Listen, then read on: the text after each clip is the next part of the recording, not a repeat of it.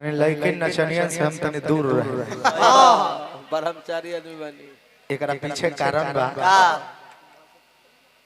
आदमी तनी पालन करेला मोदी जी के लिख पर हम कुछ चली ले तनी सा हल्का फुल्का चली ले।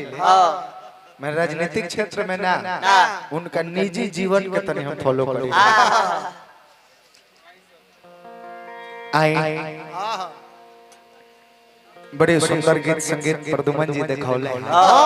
बहुत सुंदर स्किल का बहुत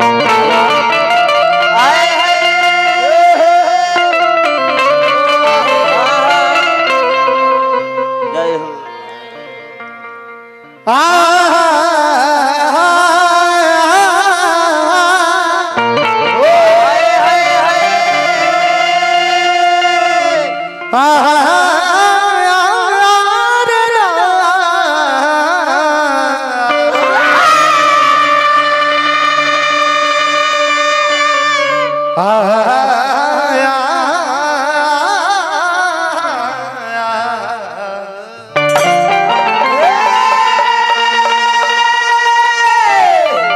मुरली मनोहर धरोहर धर्मवा के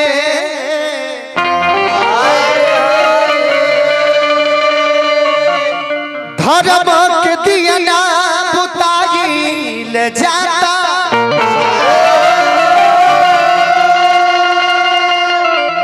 गीता के ज्ञान तीता लागो तलोगवा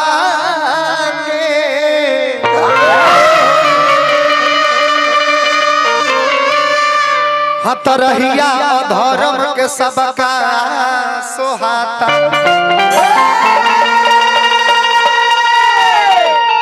ए जी पाप बा सवार हार होत बा सच्चाई के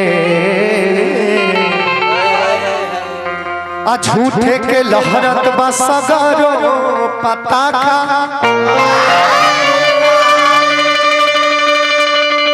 हे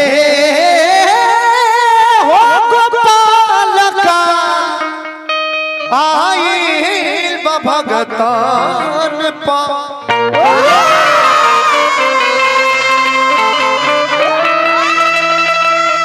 धर्म के बचाव जल्दी आवे विधाता।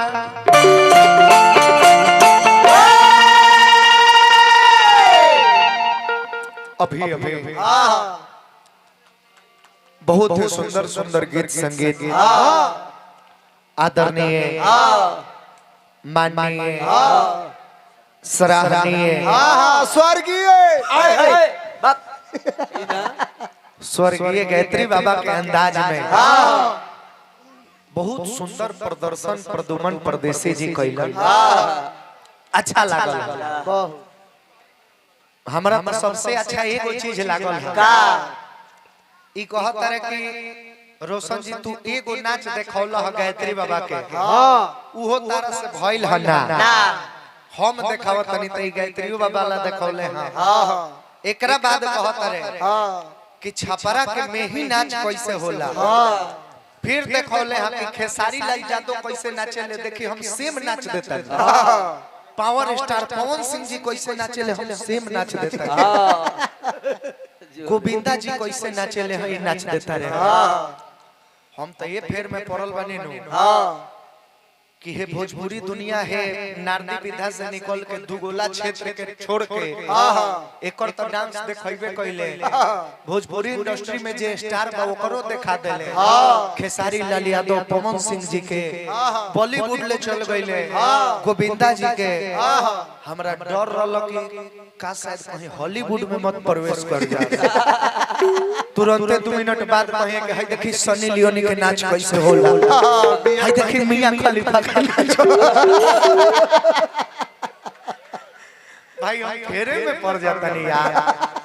मैंने देखनी लेकिन हाथाना इनके कहे के मकसद जानता नहीं का बा कि का जरूरी बात 10 लाख 20 लाख खर्चा करके खेसारी लाल पवन सिंह के बोलावला के प्रदुमने परदेसी के बोलाई 40 से 50 हजार में आ सभे के नाचवा हम दिखा देबो हो जाए।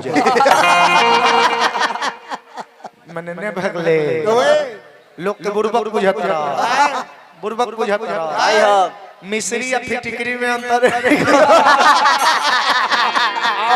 मैंने नाच एक कर देबो तो मैंने तू खेसारी जी हो जेबो, तू पवन जी हो जेबो, तू गोविंदा हो जेबो। आई सब नाती पोता कहां से अलबर लो।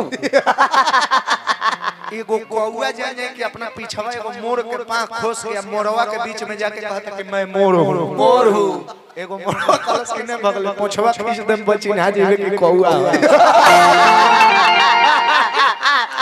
देख नकल करे लागल तर तू अपन क्वालिटी का हो बस ई देखाव आ लोगन के दिल पर राज करई। हाथ ना लोग प्रदुमन परदेसी रोशन राज के देखे खातिर आइल बा।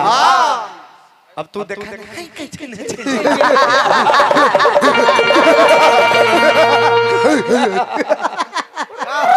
तो का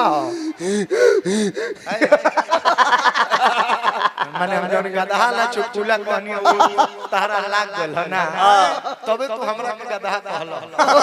तब बुझ कि गधा ला बात हम कहनी त गधा डबल भइनी। आ फिर हमरा गधा वाला बात के फिर तू दोहरिया दे बड़ा, एकर मतलब तू टेबल गधा। हां उत्तेगला गधा भइल। माने 3 गुना